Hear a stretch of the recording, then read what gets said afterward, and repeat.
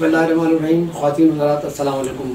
میں ہوں آغا مسعود حسین اور ہمارا پروگرام ہم پاکستان کے سلسلے میں حاجی حنیف طیب صاحب کا انٹرویو کر رہے ہیں. حاجی حنیف طیب صاحب پاکستان کے ایک معتبر شخصیت ہیں اور ان کا جو اسپتال ہے المصطفیٰ وہ غریبوں کے لیے تقریباً مختص ہو چکا ہے اور جس طریقے سے وہ کراچی کی 2 کروڑ کی آبادی کی خدمت کر رہے ہیں اس سے پورے کراچی کے لوگ بھی واقف ہیں. آج حنیف طیب صاحب کا ایک روحانی کے علاوہ ایک سیاسی شخصیت بھی ہے. آپ وفاقی وزیر ہاؤسنگ بھی رہے ہیں. تو آج ہم ان سے یہ بات کریں گے کہ جو پاکستان میں اس وقت جو بحران ہے اس کا حل کیا ہے اور کس طریقے سے اس بحران کو حل کیا جا سکتا ہے, کیونکہ ہر باشعور آدمی پاکستان کی موجودہ صورتحال سے جو ہے وہ اس کو بڑی خاصی تشویش ہے, خاصی انگزائٹی ہے. تو وہ یہ انگزائٹی کس طریقے سے ختم ہو سکتی ہے.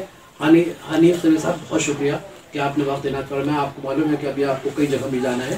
آپ یہ فرمائیے کہ یہ جو بحران ہے یہ کس طریقے سے اس کا حل ہے. بسم اللہ الرحمن الرحیم. آپ کا شکریہ ادا کرتا ہوں. ماشاءاللہ یہ بحران پیدا نہ ہوتا اگر آپ کے ٹاپک کے مطابق ہمارے سیاستدان زندگی گزارتے. واہ ہم پاکستان. واہ. اب ہوا یہ کہ ہمارے یہاں زندگی پاکستان کو میکسیمم لوٹنے میں گزری. صحیح.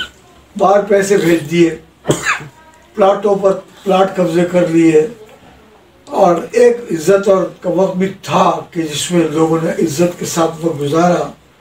اب اس وقت ہمارے مسائل کا حل یہ ہے کہ واقعتاً اپوزیشن ہو یا برسر اقتدار, دونوں اگر جمہوری اقدار کی اہمیت کو سمجھیں اور دونوں اپنے اپنے ادوار میں اس پر چلتے رہیں تو یہ پاکستان تو اللہ کی بہت بڑی نعمت ہے.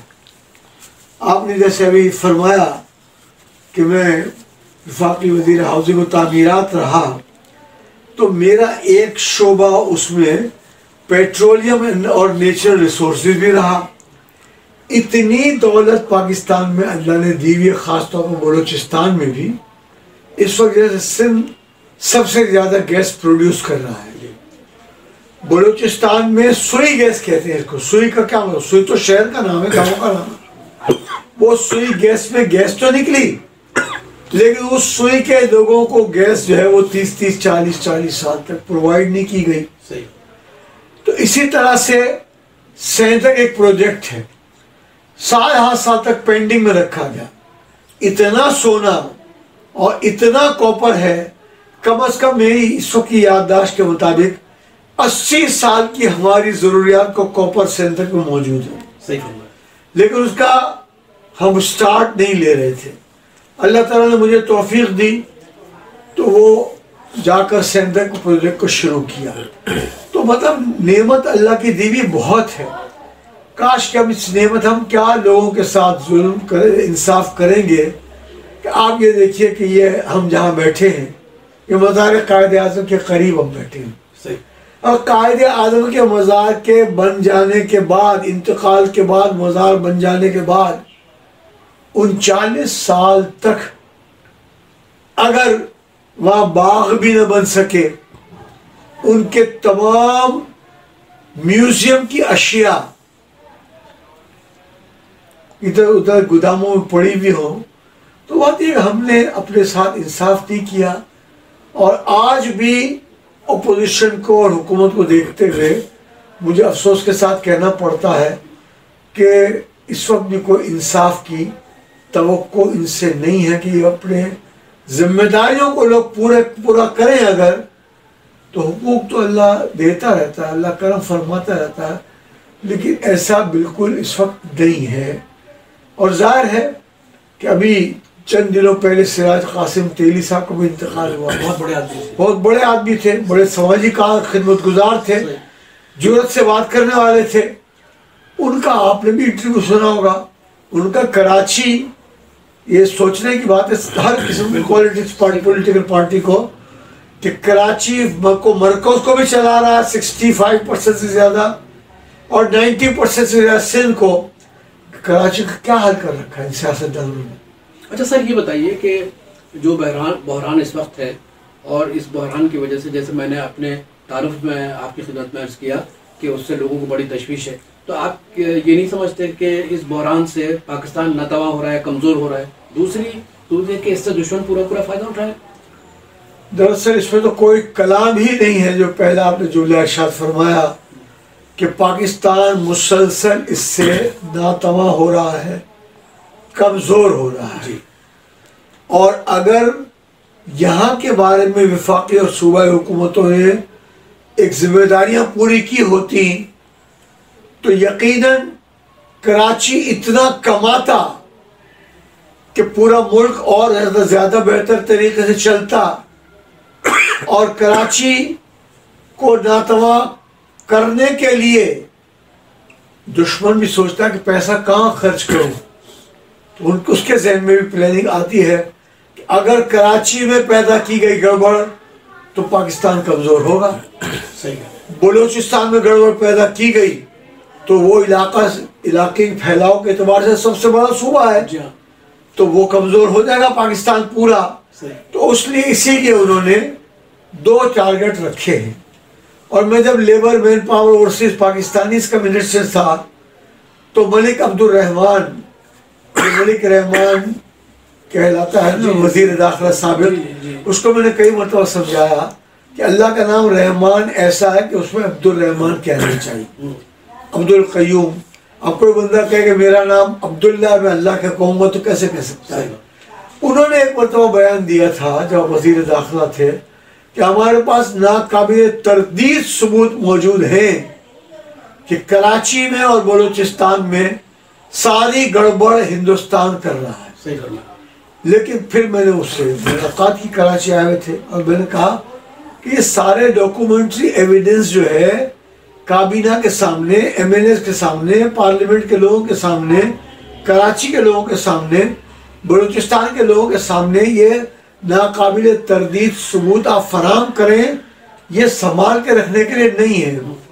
ایسا نہیں کیا گیا تو پاکستان کمزور ہو رہا ہے، اور اللہ سے یہی دعا ہے کہ اللہ تعالیٰ پاکستان کو مضبوط بنائے۔ یہ بھی میں عرض کرتا چلوں کہ دیکھیے، جس آدمی نے مثلا آج میں ایک صاحب کے گھر گیا اور ان کو قرآن شریف کا ترجمہ دیا، انہوں نے مجھے کچھ ناشتہ واشتہ کرایا۔ وہ ناشتہ جو میں نے وہاں کیا نا، وہ دراصل میرے مقدر کا حصہ تھا جو وہاں اترا تھا۔ بالکل صحیح ہے، اس کے گھر اترا تھا، میں وہاں کھانے کے لیے گیا۔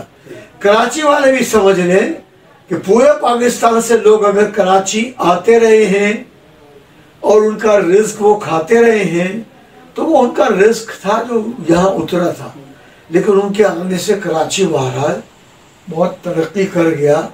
تو اس لیے میں نے ان سے کہا کہ یہ جو کچھ بھی انڈیا کر رہا ہے اس کو زیادہ آپ ہائی لائٹ کریں۔ بدقسمتی سے ایسے آپ تو خود جانتے ہیں، ایسے ہمارے سربراہان مملکت رہے ہیں جو انڈیا کو موسٹ فیورڈ نیشن بنانا چاہتے ہیں۔ صحیح فرمایا۔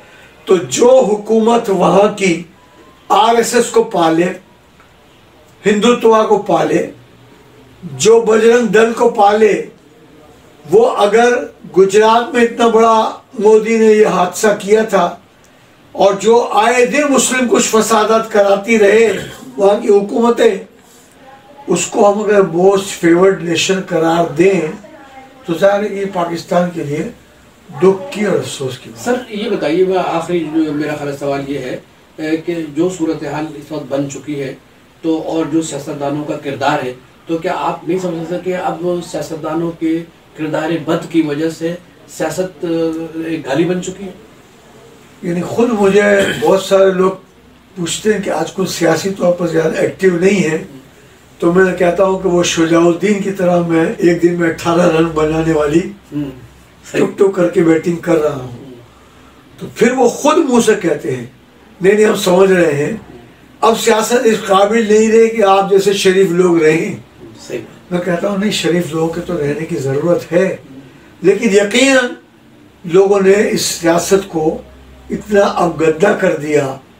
اب دیکھیں نا، اب خالی آپ سندھ کا نام لیں، یہاں کے ایم این اے ہو، ایم پی ہو، کونسلر ہو، شہر کے ناظم ہو، شہر کے میونسپلٹی کے چیئرمین ہو، ہر طرف ایک شدید قسم کی کراچی کے حوالے سے لوٹ مار ہے، یہ چائنا کٹنگ ہو یا کوئی بھی کٹنگ ہو، تو اللہ نے اس شہر کے ذریعے ہمیں عزت دی. ہمارا فرض بنتا تھا کہ ہم اس شہر کو اور زیادہ مضبوط کرتے. اور آج بھی ہو، میں اس ایمان کا آدمی ہوں کہ آج بھی ہو جو ابراہیم کا ایمان پیدا آگ کر سکتی ہے انداز گلستہ پیدا. کراچی پھر عروج پہ لے آئے گا اگر ہم اپنے آپ کو واقعی، اگر ہمارے پاس ول ہے اور ویژن ہے. بالکل صحیح کہہ رہے ہیں حاجی عنایت طیب صاحب. ہم آپ کے بہت شکر گزار ہیں کہ آپ اتنے مصروف ہیں اور آپ نے وقت نکالا، اور آپ کے خیالات سے میں یقین کے ساتھ کہہ سکتا ہوں کہ ہم پاکستان کا جو چینل ہے وہ بالکل سننے والے اور دیکھنے والے اس سے مستفید ہوں گے. اور ہم اس دعا کے ساتھ اس پروگرام کو ختم کر رہے ہیں کہ حاجی عنایت طیب صاحب جو ہیں ان کو خداوند تعالیٰ صحت دے، اور آئندہ بھی ہم ان کے خیالات سے مستفید ہوتے رہیں گے. اور میں سمجھتا ہوں کہ سیاستدانوں کو یہ انٹرویو دیکھ کے سوچنا چاہیے کہ وہ اپنا طرز عمل میں اس پہ تبدیل لائیں، اور تبدیل لانے کے بعد پاکستان کی خدمت کریں. بہت بہت شکریہ.